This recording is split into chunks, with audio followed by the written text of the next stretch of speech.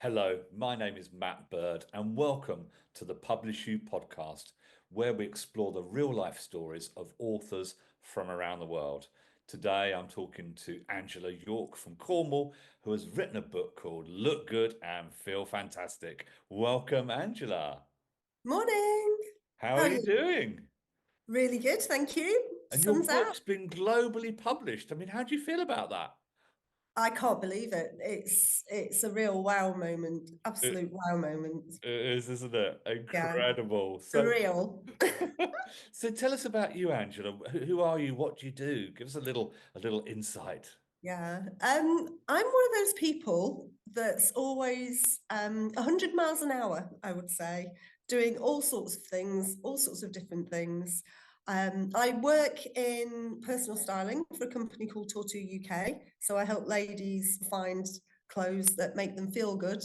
With a French fashion brand we bring from France, it's exclusive. So something a little bit different and stands out in the market for them. But outside of that, other things I do, I'm a mum. So we have two boys who are teenagers. We have a dog, we have a cat. We did have leopard gecko, but that's another story. That's been and gone now. As you do when you live in Cornwall. I also volunteer as a marine mammal medic, and I go out on beach rescues for dolphins and seals. And I'm trained for whales, trained for mass strandings as well. So Wow. that's another little string to the bow, shall we say, that we get up Amazing. to. So how often do you go out on the beach? I mean, obviously it depends what's happening, but how often Yeah. typically? Well, we have grey seals here. So our grey seal pupping season starts kind of end of August, early September. Yeah, So the busiest time for us is those first couple of months in the autumn as yeah. they start leaving their mothers. And then quite often we'll get the impacts of winter storms coming through as well. So they can be a bit vulnerable then. And we have our seal hospital here in Cornwall. So I'm one of the team in the seal hospital where we go in and we help them learn how to eat, what to eat, and look after them under the care of our vets. So that goes all the way through then from September to round about now. It's just tailing down now. I don't want to jinx it, but we should, in theory, be just coming to the end of our season and pack up the hospital until we go again in kind of end of August, September time. Amazing, Mm, amazing. What an incredible thing to do. yeah, And so come back to the styling, because that's yeah, what your book's about. I mean, absolutely. do you go and rummage through people's wardrobes with them and see what they've got, see what's missing? Do you kind of look in people's eyes and see what color they should be wearing? What does it look like? Yeah, what does it look like? It can be many things, really. Generally, people will either come to me on a one-to-one or they'll come with a couple of friends. And sometimes that might be a pop-up in a venue. It might be an event in a hotel. We do fashion shows as well. Sometimes it might be in my house. It might be in their house. It might be a pop-up in a cafe or something like that. And so part of it is looking at the colours that work for people that help them stand out. It's what I call finding your. Some people have it. So in the book, I'm talking all about what is it that is that indescribable thing that people have when they walk in a room, they turn heads. You can't put your finger on it; they just have it. It, And that's it. what the book is. It's about finding your it, which is your wow factor that makes you Okay, feel good and just gives off this whole aura of yeah, feeling fantastic that other people notice. yeah.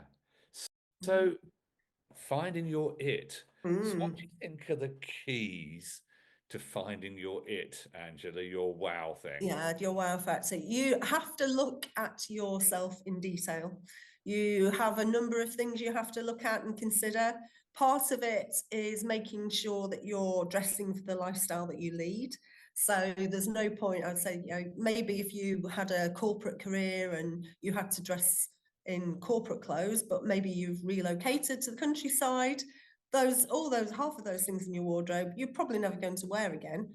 So those kind of things wouldn't work in the lifestyle that you might lead now. So it's about making sure you're dressing for the lifestyle that you lead, because Yeah, that's one part of it. yeah, Part of it is wearing clothes that fit and flatter your body shape. And to do that, you have to look and understand what your body shape actually is, yeah, because you can have the same item of clothing on 10 different people stood in a room, and for some of them it will work, for some of them it won't work. Some of them could be the same size, you know, if you were buying something off the rail, but everybody's body shape is different. They may have a longer body and shorter legs, or longer legs and a shorter body. So all these little things, it all depends on your frame, your colouring, lots of pieces that make up the puzzle, really. And it's about understanding what all those pieces are, that when you get them together, you've got your it. Yeah, yeah. So lifestyle, Lifestyle, body body shape, colours. Now, is colours, colours. I mean, I commented, is that about your eyes and your hair? I mean, I've not got anything to work with really, but is it eye colour and hair colour? Yeah, eye colour, hair colour, complexion, that all plays a part. And then there will be certain colours that are your wow colours that really work for you, and other colours can drain you if you don't wear them well. It doesn't mean to say that you can't wear those colours. You just have to wear them in a certain way and be a bit clever about how you wear them. So a lot of people say, I can't wear black, for example, because it just makes me look tired and grey. But if you wear the black away from your face, so you've got more skin on show, you can wear it totally, because it's not then draining you. Or if you wear black below the waist, it can be really slimming. So it's not that you can't wear it, you just have to be careful about where you place it on the body. Interesting. So lifestyle, body shape, colours, any other factors? Oh, there's lots and lots and lots. Lots and lots and lots. So part of it as well is looking at how you actually look after the clothes that you've got. Because a lot of people might just shop for things that they can shove in the washing machine. Maybe they iron them, maybe they don't, but particular pieces of clothing need looking after in a particular way to make them last and to make them look new. And sometimes you might have a favorite pair of jeans or something that you wear and wear and wear till it's almost falling off. I know my husband does. There's a certain thing he wears and it just, you know, to the point of destruction. But if you look after things well, you can keep them in pristine condition, so they look really good. So it's not just about how you look, it's also about how those particular garments look in terms of how you look after them. And one of the things I go into in the book is about and it sounds really boring, because who knew that laundry would be a huge factor in this? And it's not my favorite job, I don't want to give you anything wrong, but the things that you do with your clothes, if you look after them in a certain way and you understand how to look after them, then that's going to help as well. The colours in the clothes will stay vibrant, they won't fade. The fabrics in the clothes will stay taut and they won't relax and loosen and lose shape. And all of that, when you've got those on your body, fits in with the body shape piece again, in terms of wearing things that fit and flatter you, but also keep fitting and flattering you, and they don't distort because of how you've been looking after them. So this and lots more is what your book's about. Absolutely. Look good and feel fantastic. Yeah. So if you're listening to this broadcast, who are the sorts of people who should rush out and buy your book right now, Angela? Right now. Well, what I tend to find is that a lot of my clients are either people who've maybe had children and the children have gone to school and they've kind of evolved, if you like, from being the mum in the jeans crawling around on the floor all the time to starting to get your life back. Other people that come to me a lot are people who maybe have been going back into work in a corporate environment, who may have been out of that for a while. But equally, as we kind of get older, being female, your body shape's continually changing, and at different stages of your life, as you go through different pieces. So I mentioned a bit maybe about maternity before, but as you get older, heading towards menopause, which is a hot topic at the moment, your body is changing again. So what you tend to find is you need to keep tweaking things as you go.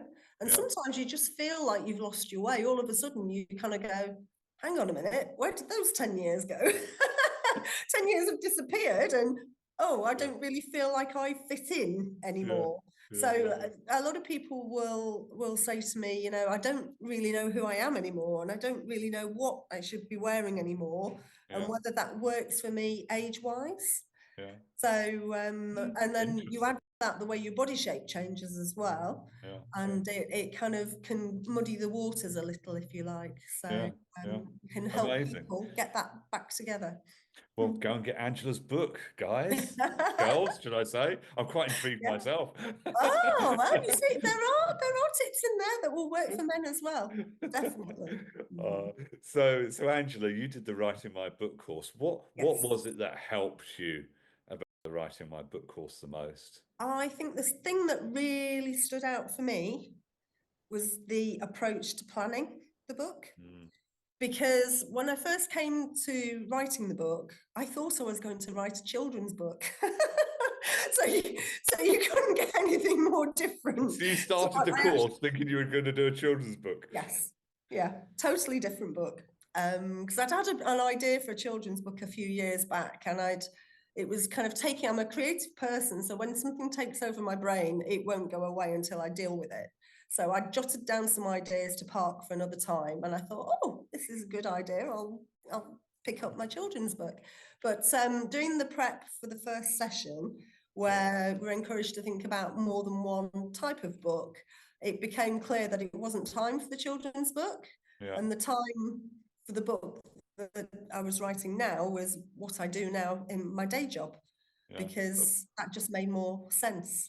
Amazing. And yeah, so the planning, what I found really, really helpful, because my brain, as I say, I've got so many things on the go. It's like a complete scatter Yeah. gun. Yeah.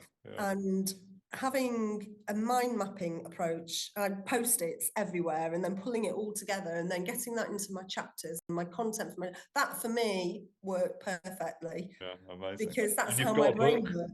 You've got a book. And I've got a book. I know. Yeah. It's like, oh my God, I've got a book. How did that happen? So Angela, as we wrap up this interview, what is your the highest hope you have for your book and the impact it has?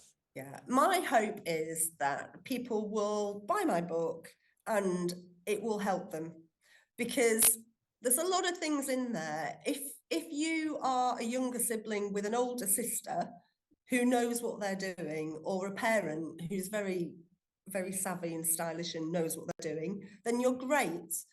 But if you're not, and you've muddled your way through and got to where you are in your life now, and you still feel like it's all really confusing, it can really help you to just nail down who you are and how you can look different, but in a way that makes you feel good. It's not about how somebody else looks at you. I mean, people will get compliments, that's undoubted. You definitely get compliments, but it's not about dressing for somebody else to say you look good. It's about dressing for inner confidence. Yeah. So that's what I'm hoping Amazing. a lot of people will get, that they'll find their it Yeah. and feel confident when they step out into the world. Mm. And Well, then they thank can you, share that with other Angela. people too. Thank you. Thank you all for listening to the PublishU podcast, where we genuinely feature the real life stories of authors from around the world. If you're interested in becoming an author like Angela, please do reach out to us via our website, www.publishu, the letter U, publishu.com, and we'd love to speak to you. And if you enjoyed this broadcast, make sure you subscribe for more. Thank you for joining us, and goodbye for now. Thank you.